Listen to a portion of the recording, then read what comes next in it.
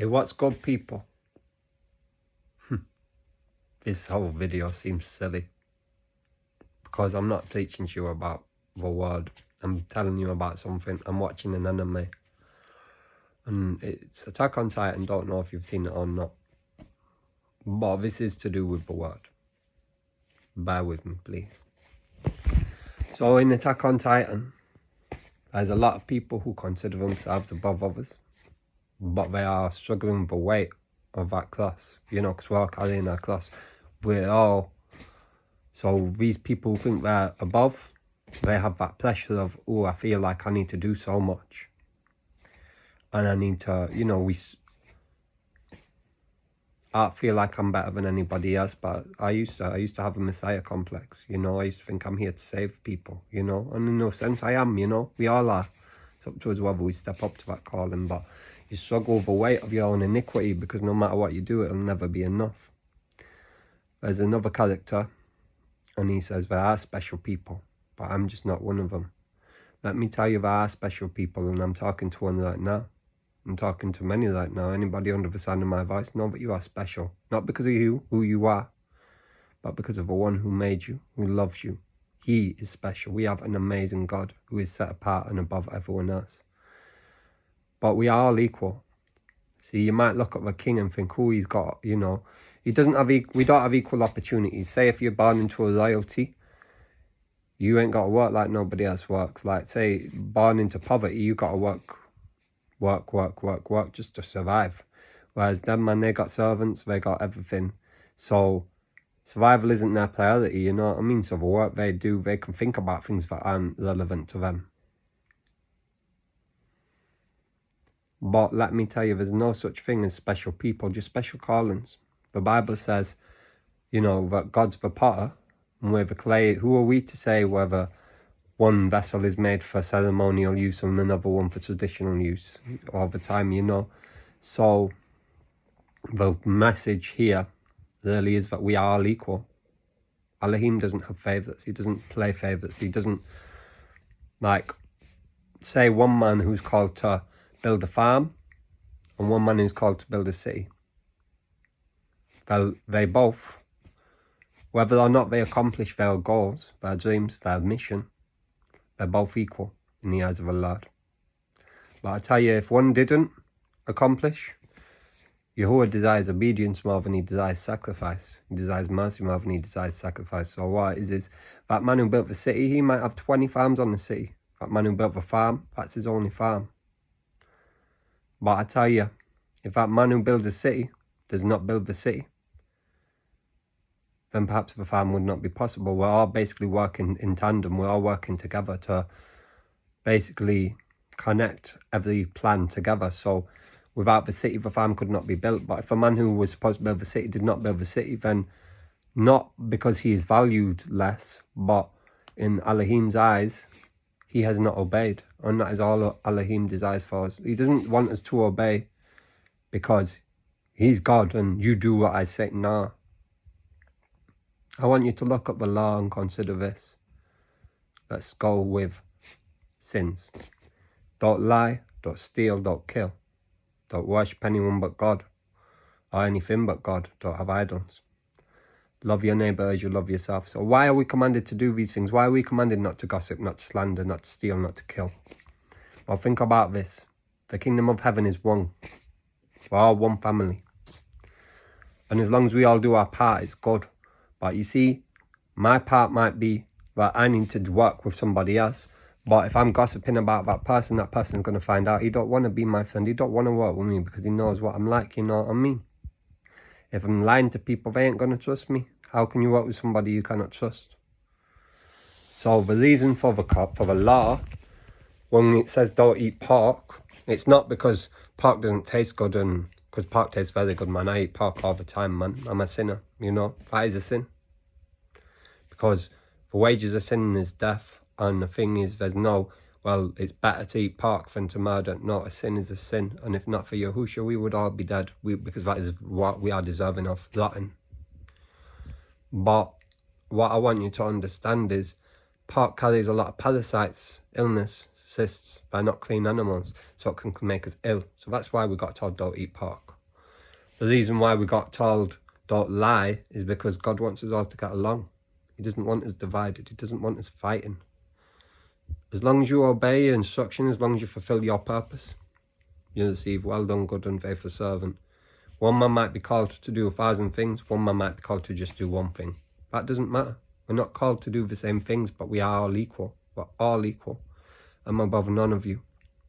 In fact, as a teacher, you guys probably teach me more than I teach you, simply based on the fact that that's how a teaching works. Teachers are there to learn, because if you don't learn, then you can't adapt. And if you can't adapt, then you can't advance somebody else's education.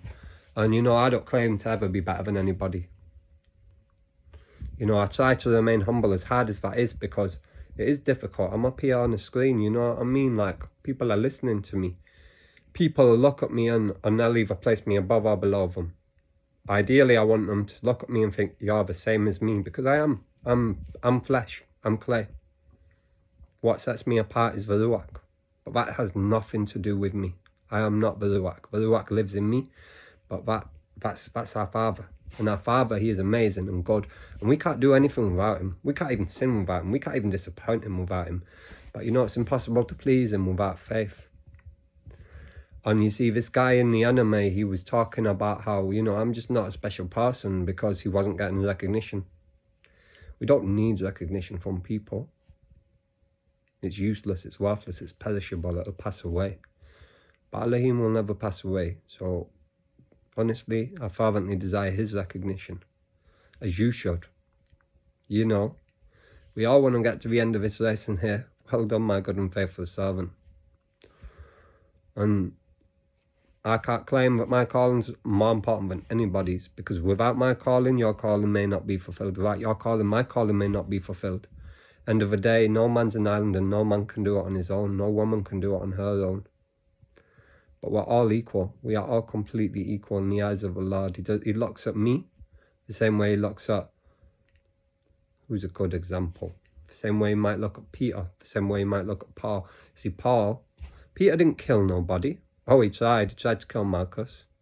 That's why he chopped off his ear. He didn't know how to use a sword. He didn't know how to apply the force. He didn't know how to apply the angle and make sure it's straight, so that he could carve into flesh. And you see, when Yahusha restored Malchus's ear, Malchus was a servant of a high priest, which meant that he was under the high priest's property. So to damage the high priest's property was a grievous crime. See, in this religion, which is what Yahusha came to fight against, they are rank and file, and people are better than others. The Pharisees were like, I'm serving God, I've been called to this, so I'm better than these people. Oh yeah, like Nicodemus, he said, don't you know, like, surely this man knows this woman's a sinner, surely. And Yahushua was like, well, if you owed me $1,000 and she owed me $1,000,000 and I forgave both debts, who loves me more? Who loves me more? And that's what he wants to be loved.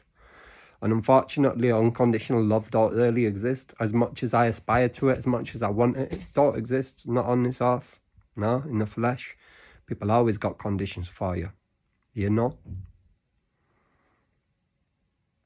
So although he wishes that we could love him unconditionally, and we should, because he loves us unconditionally. But we don't.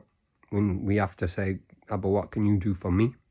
And that's not the right attitude. It's what can we do for him? Nothing. Because he's in heaven. He has no needs. He has no wants. Because if he wants something, he'll make it happen. Like that. Easy. So all I can do is help his people. Because he loves his children so dearly. He loves you so dearly. If you could comprehend the love of your Father, you would not sin. You would do your best not to. And I can't go on like I'm perfect. I know how much he loves me, but still I sin.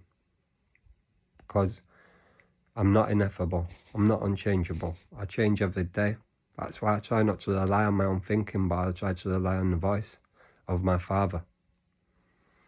And you know, he speaks to who he wants to speak to, but he will speak to you. But you have to A, believe it, because it's impossible to please him without faith. B, you have to be receptive to it. He's not going to speak to you if he knows that you're not going to do what he says. He's not going to speak to you if he knows that you're not going to listen.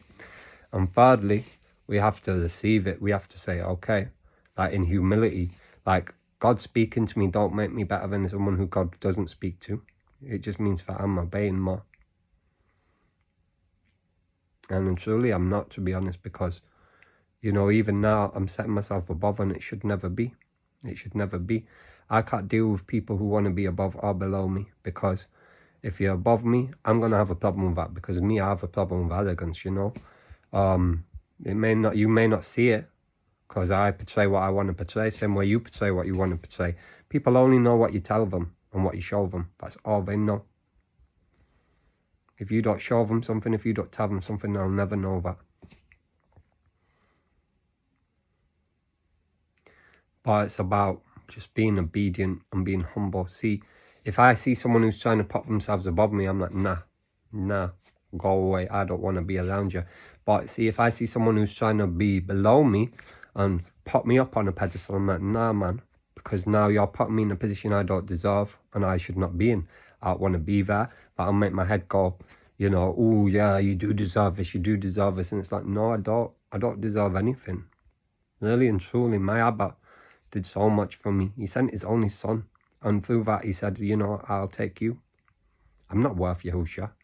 There could be 10 billion of me. There could be 20 billion of me. There could be every man and woman in history. He ain't worth his only begotten son. His firstborn, his creation. Because Yahusha was created before even the earth, before even the angels. We can never pay that price, individually or even collectively. And yet in his grace, he says, you know, I will welcome you into my home. I will welcome you into my heart, and you can reside there. And it's like, our body's a temple, man. We've got to look after it. We've got to honour it. You can see right there, I've got a cigarette. This isn't honouring a temple. But at the same time, in my human understanding, I have excuses, and that's all they are. You know, if I was completely obedient, I'd go without anything that I didn't need. And I don't need anything that feeds addiction. Addiction only pushes down pain, and pain is meant to be felt. So you got to feel it to heal it. But I just really want you to understand here today that we're dust of this earth, and I'm saying that with respect. But we're nothing but dust. You know, when horses go through and they kick up the dust, and you see it flying behind them, that's you. But you've been given form, you've been given a purpose. But most importantly, you've been given a ruach, the spirit, the ruach kadosh. That is Elohim's will in your heart. And you've got to follow that will. Because I promise you, you could get all the women, all the money, all the cars, all the clothes, all the houses. You could have everything in this world. I promise you, you would not be happy. Nobody can satisfy you but the love of Alohim. Really and truly, his love is all that we need and want. I'm trying to humble somebody here today. I'm trying to humble myself today. We don't deserve anything. It's a gift that we get to our birth. Look into what the name, I believe it's called the Tetragrammaton. I'm butchering that. Tetragrammaton, which is the name of Alohim. See, the name of Alohim can be put into, like we have Yahuwah, Yahusha. Well, Yahusha is Yahuwah saves. But Yahweh and Yahuwah, Jehovah, are the same names. Because in Hebrew, they don't put the vowels in. When Moses was given the name of Alohim, the Tetragrammaton, it was YHWH. Would you like to hear how that's truly expressed in its purest form?